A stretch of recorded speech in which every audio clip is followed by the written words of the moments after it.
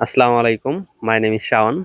আজকে আমি আপনাদের সামনে একটা গ্রামের বিশেষ বিষয় নিয়ে আলোচনা করব, যেটা অনেকে আলোচনা করে না এবং আমার সাবস্ক্রাইবাররা সবাই বেশিরভাগই তো শহরে থাকেন। সো গ্রামের বেশি কিছু জানেন না বা এগুলা মানে ওরকমভাবে আপনাদের সামনে গিয়ে উপস্থাপন করে নাই। সো এর জন্য ভাবলাম আমি আজকে আপনাদের সামনে উপস্থাপন করতে আসছি। সো এই যে আমি এখন আসছি আমাদের ভুট্টা ক্ষেতে। ক্ষেতটা দেখতে পারতেছেন। ক্ষেতের ভুট্টাগুলা আপনার একদম পেকে গেছে। এগুলা আমরা উঠাইতেছি। এই ভুট্টাটা আমাদের সাধারণত ৩ টা কাজে ব্যবহৃত হয় এই ভুট্টা গাছ শুরু থেকে শেষ পর্যন্ত।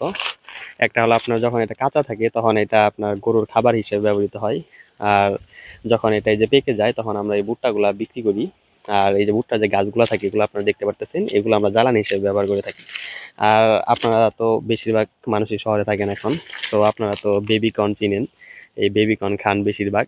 বাট এরকম ভুট্টা তো চিনেন না। এগুলা দিয়ে সাধারণত বাচ্চাদের যে খাবারগুলো আছে বা গরুর যে খাবারগুলো আছে ওগুলার মধ্যে ব্যবহার করা হয়। সো ভাবলাম যে আপনাদের ভুট্টা ক্ষেতটা ঘুরিয়ে দেখাই। ওইদিকে দেখেন আমাদের এই ভুট্টা ক্ষেত, এইদিকে ভুট্টা আমরা তুলতেছি, ওই দিক দিয়ে তোলা হয়েছে আর এগুলো আমরা তুলতেছি এখন।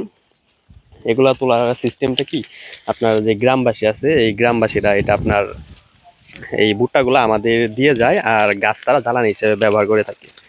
সো এটাই এটাই ভাবলাম যে আপনাদের সাথে শেয়ার করি বিষয়টা, যেহেতু আপনারা সবাই শহরে থাকেন, আমাদের সাবস্ক্রাইবারগুলো আছেন। সো এরকম আরও গ্রামের বিভিন্ন দৃশ্য দেখতে আমার চ্যানেলটা সাবস্ক্রাইব করুন এবং আমার পাশে থাকুন।